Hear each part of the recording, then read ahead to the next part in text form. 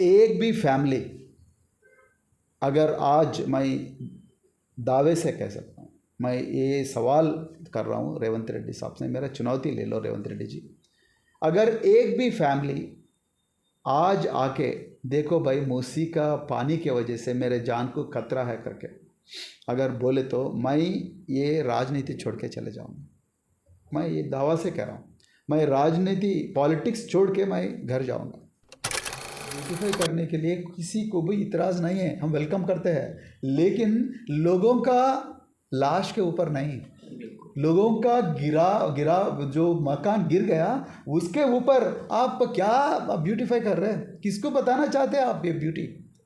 किसके ऊपर? जो पूरे गिर गए से बिल्कुल जैसा गाज़ा में हो रहा है। अब गाज़ा में पूरा मकान तोड़ दिया, अब या तेलंगाना को अब गाज़ा बनाना चाहते हैं। अगर MIM अगर इसके खिलाफ बात करें तो बहुत अच्छा है, हम वेलकम करते हैं MIM या MBT और अपना मुश्ताक माली साहब का तहरीक शब्बान, जो भी ऑर्गेनाइजेशन है और Indian union of Muslim league, जितने भी ऑर्गेनाइजेशंस है और कम्युनिस्ट पार्टी ऑफ इंडिया और जितने भी ऑर्गेनाइजेशंस है, अगर आके इस प्रोजेक्ट के बारे में बात करके और गरीब लोगों का साथ देने के लिए, बुलडोजर को रोकने के लिए जो भी पार्टी कोशिश करेगा उसके साथ काम करने के लिए BRS रेडी है। अस्सलाम वालेकुम नाज़रीन, मैं सुभान सिद्दीकी चैनल से आज BRS पार्टी के एक कद्दावर नेता, और ये नेता शुरू ही से पहले ही दिन से अवामी लीडर है और आवाम के बीच में रहकर काम करना इनका नस्बुल ऐन है। तो हमने देखा कि चंद दिन क़ब्ल जो मूसी रिवर चल रहा है उसके ऊपर किशन बाग में जो मुतासिरीन हैं, जिनको हैबत हो गई थी कि किस तरह हमारे घर तोड़े जाएंगे, तो वहाँ पर जैसा इत्तला मिली डॉक्टर RS परवीन कुमार साहब फौरी उस किशन बाग इलाके में पहुँचते हैं, वहाँ की आवाम से बात करते हैं। तो आइए मालूम करते हैं आपसे इसकी तफसीलात कि मूसा रिवर कैसा है और इसके क्या नुकसानात होंगे, आवाम के लिए मालूम करेंगे। अस्सलाम वालेकुम सर। सलाम वालेकुम सलाम सिद्दीक भाई, तो बहुत दिन हो गए आपको देख के, बहुत बहुत शुक्रिया आप इधर आए। आपका भी बहुत शुक्रिया वक्त देने के लिए, मेरा सौभाग्य है। देखिए, आज तेलंगाना में जो हुकूमत है कांग्रेस की, आज वो लोगों का, पब्लिक का, 4 करोड़ पब्लिक का अटेंशन डाइवर्ट करने के लिए कोशिश कर रहे हैं। ये मूसी का ब्यूटिफिकेशन जो प्रोजेक्ट है, वो प्रोजेक्ट किस लिए आज रेवंत रेड्डी साहब ने लागू कर रहे हैं, ये सबका मन में यही शक है। किसने मांगा मूसी का ब्यूटिफिकेशन? कब आपने वादा किया? चुनाव के पहले कभी वादा किया था क्या? का वादा नहीं किया। क्या आप कांग्रेस का मैनिफेस्टो में इसका बारे में कभी बताया? नहीं बताया। लेकिन जब हुकूमत आ गई, सत्ता आ गई, तो गद्दी पे बैठने के बाद ये बात बहुत ज़ोर से सुनने में आ रहा है तेलंगाना में कि हम हर तालाब का हिफाजत करेंगे और मूसी को ब्यूटीफाई करेंगे, और मूसी के दक्षिण तरफ और उत्तर के तरफ या राइट और लेफ़्ट बैंक में जितने भी नाजायज स्ट्रक्चर्स है, गैर कानूनी घर है, वो उसको पूरा उखाड़ देंगे और पूरा सुंदर करेंगे, ये करेंगे, बेहतरीन करेंगे, वो करेंगे करके बहुत बोल रहे हैं। और पहले कोई मिनिस्टर बोला 50,000 करोड़ और कोई बोला 75,000 करोड़। अभी मुख्यमंत्री जी ने कहा कि 1,50,000 1.5 लाख करोड़। तो पहला शक ये है, जैसा मैंने पहले बताया आपको, कि किसने मांगा, किसका भलाई के लिए ये कार्यक्रम हो रहा है, ये समझ में नहीं आ रहा। अब देखिए, मूसी आज की नदी नहीं है और हज़ारों साल से हैदराबाद में बस रही है। आसफ जाही से पहले बहमनी थे, बहमनी से पहले काकतीय थे, काकतीय से पहले शातवाहना थे। जितने हुकूमत तेलंगाना के ज़मीन पे हो गई, मूसी हज़ारों सालों से यहाँ बस रही। तो आज की नई बात नहीं। और मूसी एक ही बार जैसा अपना जानकारी है, शायद 1905 में या 1910 में 3-4 बार बाढ़ आई मूसी को। सब ये तो अपना इतिहास में लिखा हुआ है। उससे डेफिनेटली नुकसान हुआ है हैदराबाद को। उसके बाद टेक्नोलॉजी बढ़ गए और जबकि निज़ाम साहब ने अपने हुकूमत में मोक्षगुंड विश्वेश्वरैया करके बहुत बड़े इंजीनियर को कर्नाटक से लेकर आए। जैसा कर्नाटका में डैम्स जितने बहुत कंस्ट्रक्ट किया, उस बेहतरीन या जाने माने इंजीनियर को तेलंगाना हैदराबाद स्टेट को लेकर आए और उसको बताया कि मूसी का बहुत बाढ़ आ रहा है तो उसको क्या करेंगे। तो तब मोक्षगुंड विश्वेश्वरैया साहब ने उस्मान सागर और गंडीपेटा दोनों बड़े बड़े तालाब, ऐतिहासिक तालाब को विश्वेश्वरैया साहब ने कंस्ट्रक्ट किया। उसके बाद बाढ़ आना बंद हो गया। जैसा मैं 1984 में हैदराबाद में आ गया पढ़ने के लिए राजेंद्र नगर एग्रीकल्चर यूनिवर्सिटी में, तब से मैं अभी तक देखा मूसी को कभी भी बाढ़ नहीं आया। और इसके बाढ़ के वजह से लोगों का नुकसान, जान की खतरा, नुकसान ज़्यादा नहीं हुआ। और बारिश का मौसम के सिवा कभी भी मूसी के नदी में पानी का इतना ज़्यादा नहीं रहता। एक छोटे से कैनाल के जैसा मूसी का पानी होता है। बाकी पूरा रिवर बेड में जितने भी गौलियों भाई है जो डेयरी फार्मिंग करते हैं, वो गाय के लिए घास जो होता है ना, घास को यहाँ करते हैं, तो खेती करते हैं। तो और अपना पुराना पुल में धोबी घाट होता था, धोबी घाट में पूरा कपड़े धोते थे अपने भाई। अभी भी धोबी घाट ऐसी है, तो कभी भी मूसी में इतना ज़्यादा पानी नहीं हुआ। और दूसरी बात है कि हम और KTR साहब ने, महमूद अली साहब ने और जगदीश रेड्डी साहब, सविता इंद्र रेड्डी मैडम और हरीश राव जी ने, सब लोग हमने कई साल कई बस्तियों ने हमने घूमा। और उसमें 50 साल से 70 साल से और कई गांवों से इधर आके सेटल हो गए लोग अपना रोटी के लिए और अपना रोज़ी के लिए। आगे लोग यहाँ मेहनत करने के लिए, कहीं जगह नहीं मिल रहा था। और म्यूनसिपालिटी का खास बात यह है कि म्यूनसिपालिटी का परमिशन लेके पट्टे के लैंड पे वो लोग अपना घर बनाए। किसी का 50 गज, किसी का 60 गज, किसी का 70 गज, उससे ज़्यादा नहीं है। और अत्तापुर एरिया में पट्टे लैंड है। अत्तापुर में हम परसों KCR साहब के साथ, हमने KTR साहब के साथ गए, पूरा पट्टे लैंड है। और 1 किलोमीटर का डिस्टेंस में 1000 करोड़ का इन्वेस्टमेंट हो गया। बहुत गरीब लोग, मिडिल क्लास लोग अपना गांवों में अपना खेतों को बेच के, अपना सोना को गिरवी रख के, बैंक में लोन लेके आके बड़े बड़े अपार्टमेंट्स, उसमें एक एक अपार्टमेंट में 100 फैमिलीज, 200 फैमिलीज, 300 फैमिलीज जी रहे।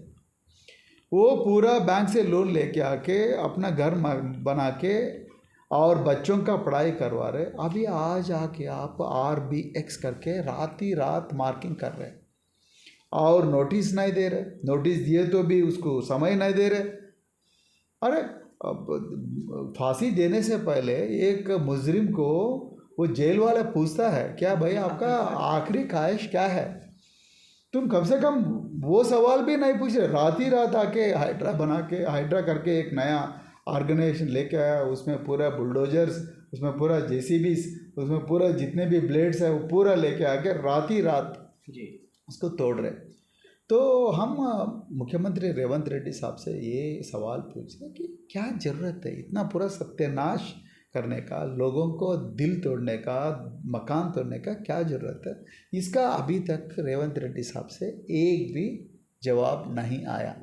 साहब, आज जो CM साहब की तकरीर हुई उसमें CM साहब बोल रहे कि जो मूसी रिवर में जो मकाना तोड़े जा रहे हैं, लोगों के आशियाने जो तोड़े जा रहे हैं, इसके लिए उनको 2 बेडरूम हॉल और 2 बेडरूम दिया जा रहा है। हर किसी को दिया जाएगा, कितने भी रहो दिया जाएगा, क्योंकि ये पानी जो मूसा नदी का आ रहा है इससे बहुत नुकसान हो रहे थे। अब आप सेफ रह सकते हैं वहाँ पे, बोल के आज का CM का स्टेटमेंट। एक भी फैमिली, अगर आज मैं दावे से कह सकता हूँ, मैं ये सवाल कर रहा हूँ रेवंत रेड्डी साहब से, मेरा चुनौती ले लो रेवंत रेड्डी जी, अगर एक भी फैमिली आज आके देखो भाई मूसी का पानी के वजह से मेरे जान को खतरा है करके, अगर बोले तो मैं ये राजनीति छोड़ के चले जाऊँगा। मैं ये दावा से कह रहा हूँ, मैं राजनीति पॉलिटिक्स छोड़ के मैं घर जाऊँगा। एक भी फैमिली अगर बोले तो देखो भाई, मूसी के वजह से हमारा खतरा है और हम गलती से हम यहाँ घर बना लिए, हम एक्चुअली डबल बेडरूम जाना चाहता है और ऐसा करके बोले तो मैं छोड़ के चले जाऊँगा। ऐसा नहीं बोलेंगे लोग। जैसा आप अभी बोले 30-40 साल से लोग वहाँ पे है, तो अब तक कोई खतरा नहीं हुआ, अभी क्यों खतरा हुआ? आप हाँ, वही तो बोल रहा हूँ मैं। 100 साल पहले मूसी को बाढ़ आया था, तब लोगों के लिए थोड़ा प्रॉब्लम हो गया था। उसके बाद ही अपना निज़ाम साहब ने मोक्षगुंडम विश्वेश्वरैया साहब को लेके आके, इंजीनियर को लेके आके दोनों बड़े बड़े तालाब लगाया, वही बनाया, वही उस्मान सागर और हिमायत सागर। उसके बाद मूसी को बाढ़ आना बंद हो गया, क्योंकि जितने भी पानी आ रहा था मूसी को, वो पानी हिमायत सागर उस्मान सागर में रोका गया।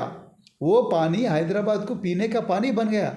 मिरालम टैंक, मूसी का हिमायत सागर, उसके बाद उस्मान सागर, उसके बाद उसके ऊपर बहुत सारे तालाब है।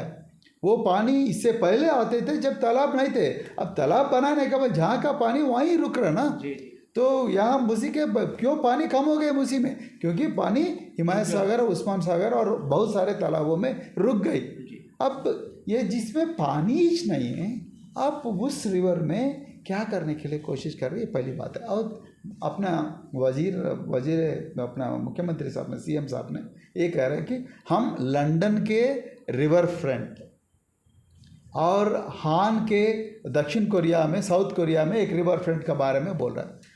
मैं मुख्यमंत्री जी का विजन को समझने के लिए कोशिश कर रहा हूँ। आप मुख्यमंत्री का चुनाव में जीत गए और मुख्यमंत्री बन गए, आप सीधा लंदन गए, आप सीधा दक्षिण कोरिया यानी कि साउथ कोरिया गए। आप क्यों ओल्ड सिटी ने? पहले अपना ज़मीन पे घूमो ना। आप किशन बाग से लेके, यानी कि या नहीं तो मंचीरेवला गांव से लेके, हिमायत सागर या उस्मान सागर से लेके प्रताप सिंगारम करके एक गांव है, 55 किलोमीटर का लंबाई है।